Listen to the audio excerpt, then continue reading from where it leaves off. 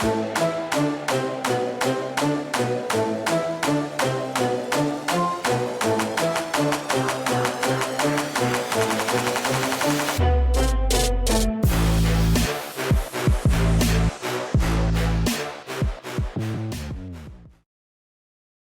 biggest reason people stay broke has almost nothing to do with their income.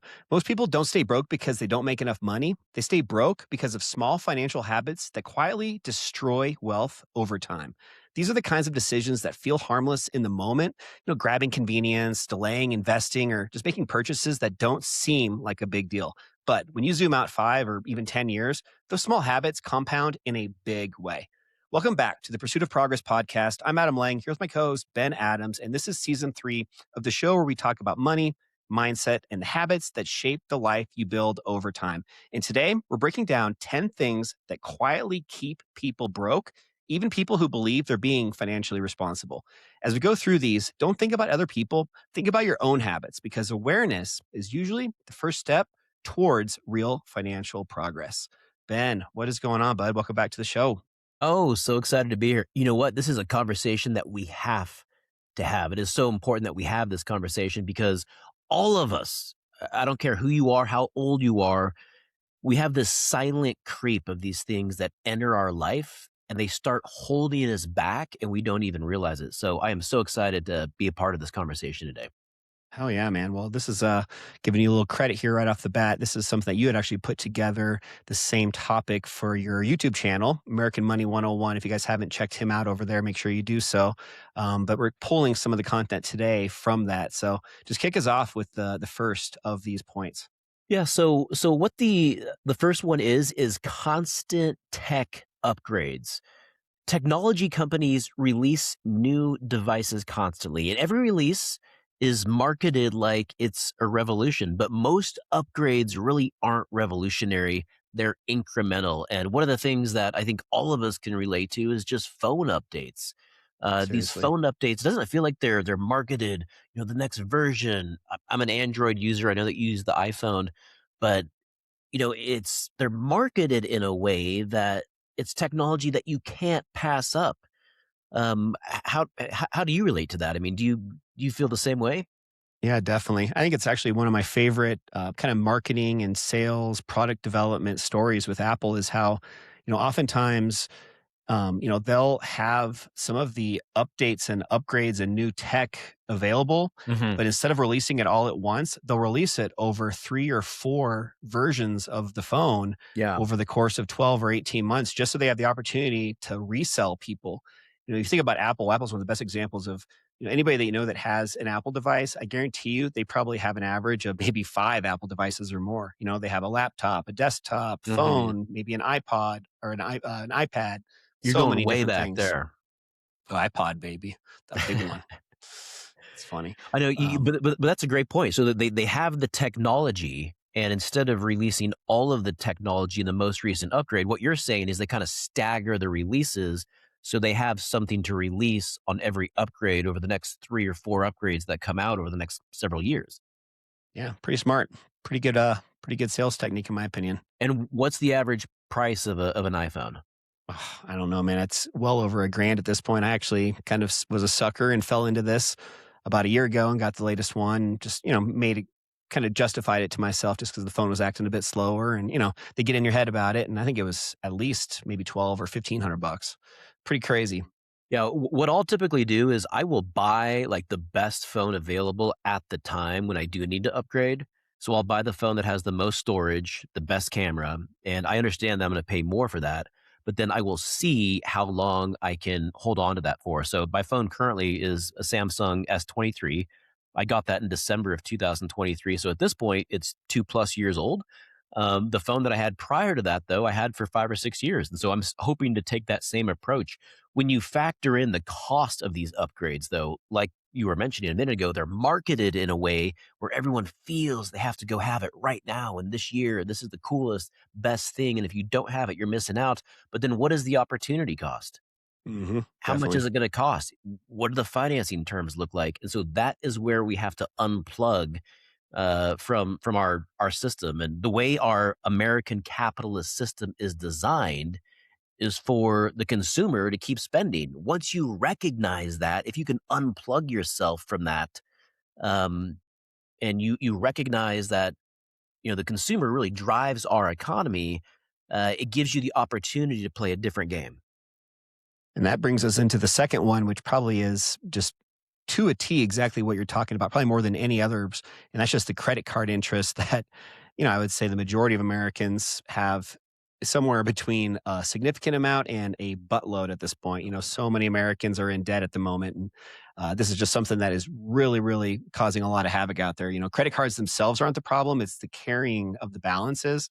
And you think about it, just carrying a balance at, 20% interest, you're almost guaranteed a negative return on your money. And it's just so easy to do these days. Everything is just one click, one, flash of the phone at the restaurant, or, it's so easy these days.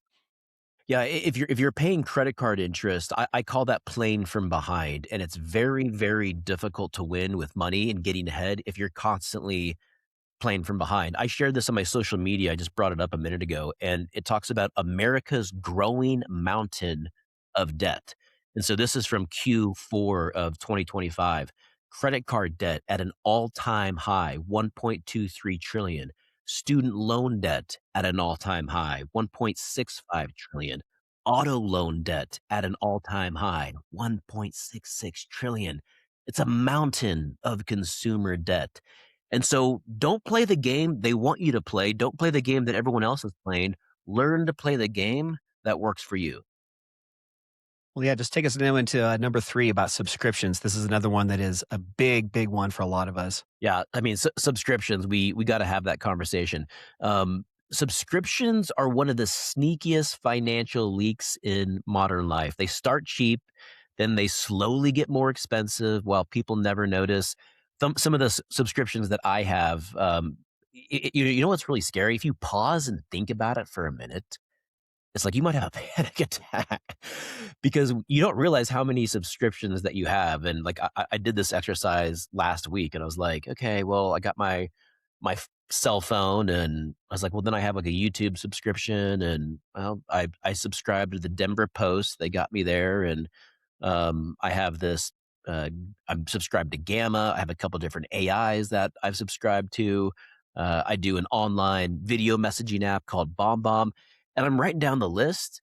And I have like, and then you think of like Amazon Prime, and if you upgrade some of the channels there, NBC Peacock, CBS, and I have like 20 subscriptions. Like I kid you not. And I was like giving myself a panic attack, all the subscriptions I have. So I started actually doing this a couple years ago. One thing that one way I kind of just keep myself in check is whenever I add a new subscription. So if I'm going to add something new, I have to cancel something. I like that. And that way I'm always balancing myself where if I'm going to add a new subscription, it doesn't matter what it is, I have to cancel an old subscription. Just a way for me to keep myself accountable. One little pro tip I'll share with you guys. If you aren't familiar yet with Rocket Money, if you go to their website, they have an app you can download. There's a free and a paid version. We actually shared this on our Denver Homebuyer webinar a couple weeks ago with a lot of the attendees that joined just to learn all about just how to prepare for buying a home in 2026. So, little plug there. If you guys want to hop on to the next one, just go to denverwebinar.com.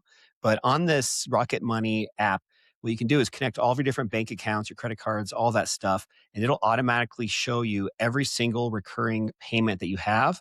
And for the paid version, you can actually have them go and cancel them for you. If you're in a contract, they'll even negotiate to get out of them early. They really provide a lot of services for this kind of stuff. So if Okay. this is something that just feels a little bit overwhelming to you guys, this could be a great solution to still make sure you're not falling into this trap that so many others are. Just a final thought here on the subscriptions. Something else that I recently started doing is I use one credit card now for my subscriptions. It's kind of like my subscription credit card. So the reason that's important is it allows me to be a little bit more organized where I can log on to that one credit card, see what's being charged, and the subscriptions aren't getting lost in like my day-to-day debit card or my everyday credit card. So that I have found has helped just with being a little bit more transparent and knowledgeable of what I'm enrolled to, how much it is. And you're right. These companies will increase the subscription fee and you may not even be aware of it. One thing that always cracks me up is when I go to click on the cancel button At that point, They gave that you like a box half office is price like, deal. "Well, we're gonna give you 90% off if you keep your subscription." And it's like, "Well, why weren't you doing that the first time?" I know. Yeah. It's like, "Screw Let's you. let's You give me 90% off if I keep" No. let's hop into the next one. So the fourth one is lottery tickets, and I've gone through a couple phases of this, and the reason for that I think is because of the dream. The lottery sells the Yeah. dream of instant wealth, but wealth almost never comes from luck. It always comes from consistency. And there's so much of that emotional excitement when it comes to, I think about the Powerball every time it's, gotten close to or above $1 billion, which has now been, I think, maybe 4 or 5 times in its history. And every time there's a decent amount of interest, but then once it gets above that $1 billion mark, which means I think your odds of winning is like 1 in 360 million people, something like that crazy. But Mhm. it's almost like the higher it gets, even the more buzz and just the excitement that gets around that. And people just get so intoxicated by that, Yeah. just that instant gratification. The probability basically 0% chance versus that hope, which, and I'm going to admit to this too. You almost get to the point sometimes where you start daydreaming. You're like, man, if I won, man, I would take everybody I know on a trip to Africa, and then I would do this. You just like have these daydreams almost in your mind, which is, I think, is an example of that hope. Is that what you do? You would take, so if you won the lottery, you would take all your friends to Africa? I mean, I guess that maybe was one at some point that I thought about. Yeah, just I think Okay. it'd be super cool to Okay. like We're travel. we're we're gonna manifest that. We're calling that into existence, everyone. Yeah, Go ahead and type Africa in the comments, and if we see your comment there, then we'll take you on the trip with us. Um, exactly. you know who plays lottery, plays the lotto, and does online sports gambling? People that lose with money. People that lose with money are constantly betting online, the sports betting, constantly playing the lotto. And listen, I've been there myself. Same thing as you. Like when that lotto gets big, and it's like, well, I'll throw a couple bucks in and see what that's like. But the reality is it's a great way to stay poor. And when you understand investing and how investing works and cash flow and asset appreciation, you don't need to gamble. Hmm. You just need to be disciplined, smart, have a plan, have a vision, and follow through. And if you do those things, your money and your assets will take care of itself. Now let's talk about food delivery convenience. This is one that I've fallen prey to a little bit more often than not recently with my girlfriend. I think a lot of us have been over the last couple of years, just how convenient this is becoming, but quite expensive. Yeah, guilty right here. With food delivery, it's something that is convenient and feels small in the moment. This is how I think of it. So you order the food, it feels small in the moment, but then the repeated convenience can quietly become expensive. It's when you get in that mindset where, it's Friday night, I'm going to order some food, and then all of a sudden it's the next Friday, and then it's the next Friday and Saturday, and then you're ordering food during the week, and then you're ordering stuff that's not food because it's convenient. When you look at the cost, the gas station's a block away. The grocery store is right there. Doesn't mean that you have to go do it right then, but this stuff adds up. It's literally like a steak dinner at restaurants is the equivalent of like ordering a Wendy's from a DoorDash at 10 o'clock at night. Pretty bad. I And, just and a then little and then it's really, gonna, then the Wendy's is gonna arrive an hour. It's gonna take an hour to get there, and it's gonna be cold, and so you just paid like $30 for a Wendy's hamburger. yeah, just really quick, funny story on that note. My girlfriend and I went to the Broadmoor down in Colorado Springs maybe a month or so ago. And one of the mornings we were down there, we're like, we're just going to order, just breakfast, but just something super easy. So we ordered 2 croissants, just a tiny little croissant from the bakery. So 2 of those, 2 Diet Cokes, and 2 bottles of water. How much do you think that was? 2 croissants, 2 Cokes, and 2 bottles of water. I mean, I would say it should have been 10. It was probably like 50. It was like $78. Really? Wow. Yeah. Yeah. Wow.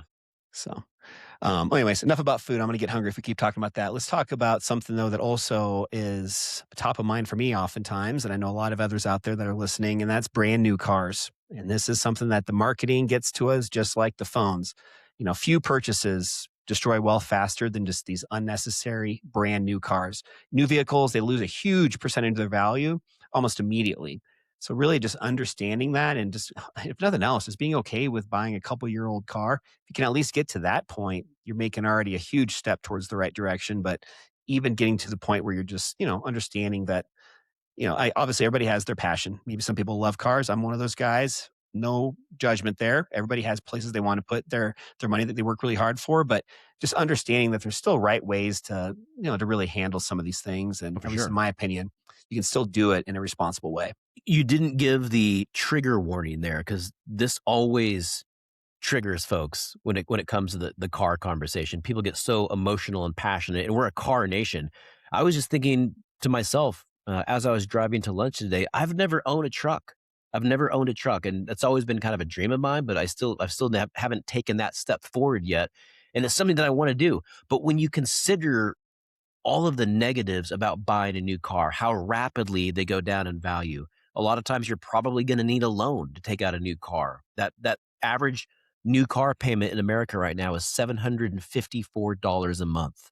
The interest that you're going to pay, and you're going to pay interest on something that's going to rapidly go down in value. Um, this past week, my brother and I we took a trip to Los Angeles and San Francisco, and we were both blown away at how many driverless cars were on the road. Like, kid you not, thousands in both cities. And that was my first experience to really realizing, you know what, this is happening right now. And we had the conversation. Do you think Americans will let go of that? Because we're such a car nation. It's such a big part of our identity. But at some point, like We already that's are. where we're headed. We already are. Look at your situation. You have two kids that are right at that age right now, and they haven't even really shown that. I mean, I guess interest in getting their license, but I know a lot of other friends that I have too that have kids in that age range, and just it's not that same level of just like when I turned 16, that day I was getting my license. You know what I mean? Like it wasn't a yeah, sometime I'll go around, get around and do it. It's Yeah, crazy. my brother was saying that this will be kind of the last generation, like the kids that are coming up right now. This will be the last generation that is really, excited and where that's going to be a big deal, getting your license. And 15, 20 years from now, it may not even exist. Who knows? Man, it's crazy. Well, let's talk a little bit about extended warranties because this is kind of falls in line right after you buy the car. You get sold this right afterwards. Oh man, extended warranties. I think of extended warranties. There are so many different things. I've made so many purchases over this last year: washer, dryer, new oven, cars, as you mentioned. Extended, and here's the thing with extended warranties: extended warranties are aggressively sold because they're extremely profitable, and statistically, the seller usually wins. And so, if you buy an extended warranty, um, you're just more than likely not going to win for a couple different reasons. And my mom's fiance, this is 4 or 5 years ago, he bought a brand new car and bought the extended warranty that was on top of the manufacturer's warranty. The engine died and it still wasn't covered by any of that. He paid like 5 grand for the extended warranty. Wow, that sucks. I Have feel you bad for personally that. had any experiences with, No, with warranties or? I honestly am the other. I roll the dice. I guess I don't gamble with the lotto and with Vegas, but I gamble by not ever doing the warranties and just hoping it lasts. So So you don't normally buy like warranties on your phone or car, or I'm trying to think like what else. yeah, Even like a no, lot not of really. a lot of times, just like I think of like purchases at Lowe's or Home Depot, they always offer extended warranties for like a year. Hmm. You don't typically do that. Never. No. Yeah, yeah. I'm the same way. Also, like if you book a property in Airbnb, the insurance or the trip cancellation coverage that would fall into this category. Kind of like the airline coverage. I don't do any of that. At all. I'm the same way. Let's just jump into the next one, guys. We've only got a couple left here. This one is about obsessing over interest rates instead of cash flow. Obviously, interest rates matter, but cash flow matters more. And you can still have certain situations where you have a low interest rate and still feel financially stretched if the payment is too high. So, just really understanding that, there's good debt and bad debt. That might be an easier way to describe this. Because cash flow really does start to create options for you, and those options eventually can create freedom. Passive real estate investing as an example, that's a buzzword. And for a long period of time, it was a very, strong investment, even here locally in Denver, Colorado.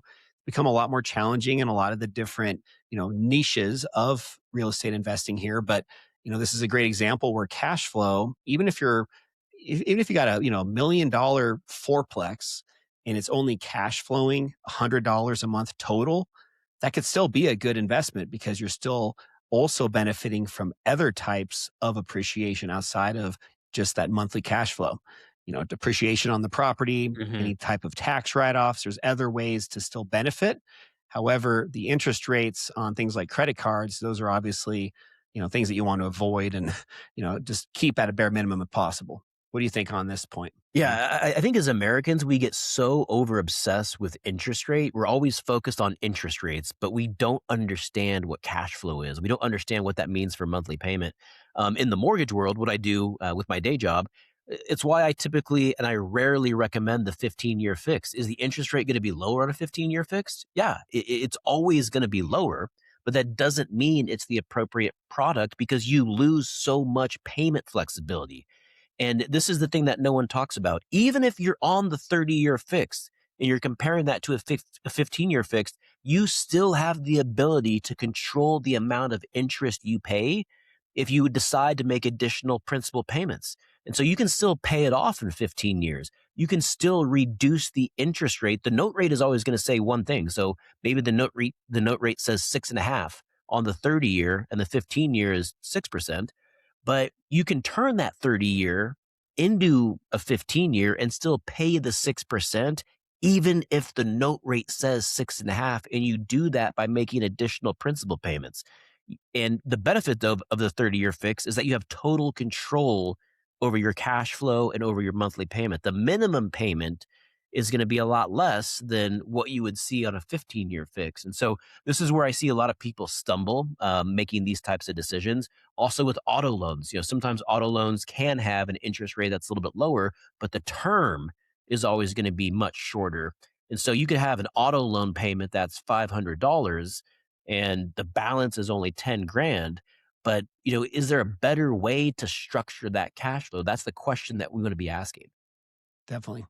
And a lot of times with things like car loans, you're also paying a large down payment up front, and sometimes that's about the same amount, whether it be a 3 or a 5 or a 7-year loan. It's that part's kind of a lost sunk cost regardless. So, Yeah. I think this next point though is probably one of my favorites. So I'm excited for you to talk about this one about buying things for your future self. Yeah, point number 9 here, buying things for your future self. And this one's probably not as popular as the first 8 that we've chatted about, but people often buy things for the person that they hope to become.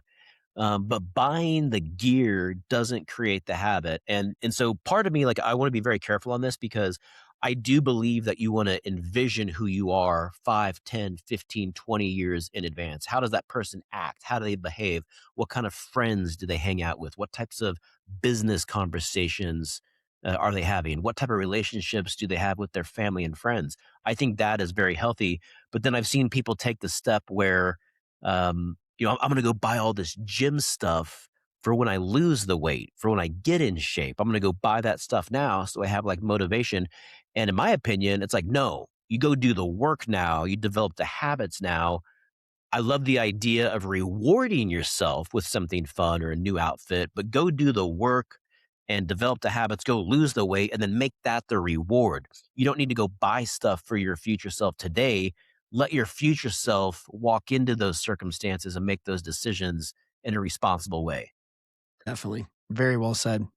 I think this is a slippery slope because you can really take this in two different directions and they both can be correct and right. I think, manifesting and just, becoming who you want, acting as the person that you want to become. There's certain, characteristics, traits, Yeah. things that you've been talking about that I think are really important to have regardless. But there's I think a point that it becomes maybe a little bit irresponsible. And I fell exactly into that trap with my last house where I, put in a full gym in one of my guest bedrooms. And I bet I used that gym 10 times total. Was not worth it. and just kind of for that exact reason. So it does not create the habits. I still prefer to work out at a different place at Armbrust Pro Gym. You guys should check it out if you haven't been there before. Yep, get the plug Uh, in. yep.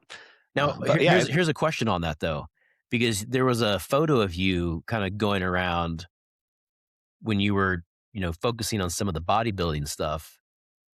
Is that something that you're going to share today?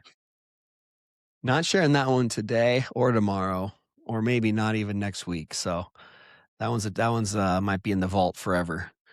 But you Future guys, everybody self, listening, you guys don't need to worry about that. future self. Yeah. Well, let's close this one out with the 10th one. And this one is also something that's near and dear to my heart because my dad's been dealing with it recently. So it's top of mind. And that's timeshares. And man, if you guys have any experience with timeshares, my guess is probably it's more negative than positive. And it's just something that is so antiquated. Timeshares are one of the most aggressively sold financial products in the entire world. And so many people that only later on realize and discover that they're extremely difficult to exit. In fact, the only way for my dad and mom to get out of the one that they have, my dad was saying, is basically death. It's literally to the point of just very, very difficult to get out of. So timeshares are just a big no-no and something that, might sound great in the moment, but you got to think about, are you going to need this? Are you going to want this 10 years from now, 20 years from now? Is it a lifelong decision that needs to be maybe second thought about a little bit closer and maybe not done? Oh, these are so bad. This is one of the things that I love to hate. Timeshares. If people call these an investment, they are not. They're one of the worst possible things that you can do for yourself financially. I don't feel like our generation, millennials and Gen Z, struggle with this as much as, maybe like Gen X and baby boomers. I feel like it's more like a Gen X baby boomer type thing because I don't feel like our generation is as bad with this. But would you prepay your next 50 vacations? No. But when you buy a timeshare, that's what you're doing. Why would you want to be, stuck or obligated to one location? Well, people will say, well, I can change locations. Well, yeah, you can for a fee and for the annual dues. And a lot of people are taking loans out for timeshares. It makes no sense. The thing, Yep. my mom had a timeshare before she passed. And the thing that always just drove me nuts with the timeshare is if you wanted to like book the really high end or in demand properties, you'd have to literally book it like 3 or 4 years in advance. Yeah, we're going to be Have July your parents 10th of experienced that? 2030. Theirs isn't that bad, but it's just the quality. Just and it's great for my parents in certain scenarios. But if you're going to a really nice vacation, you want to have a really nice place to stay. We've had some disappointing, Yeah. lodging in the past. So Well, thank you for sharing that. Let's wrap this up. Just wanted to thank everyone for listening to our 10 points today. And just a reminder that wealth usually isn't destroyed by one mistake. Any of these mistakes, and especially if they're compounded and used together, that's where you can really lose. So it's your wealth and your money is drained by small, repeated habits. Start taking direction. Figure out what those small leaks are. Start redirecting your money towards investing. And you want to be financially aware. Wealth isn't built by earning more. That's a positive, but it's also built by losing less. absolutely, it's not about how much you make; it's how much you keep.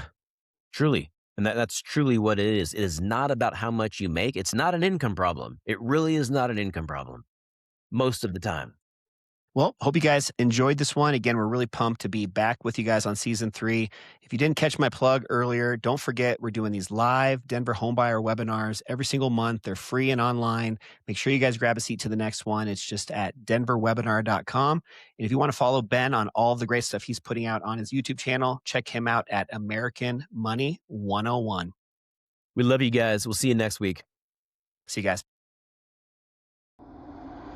guys.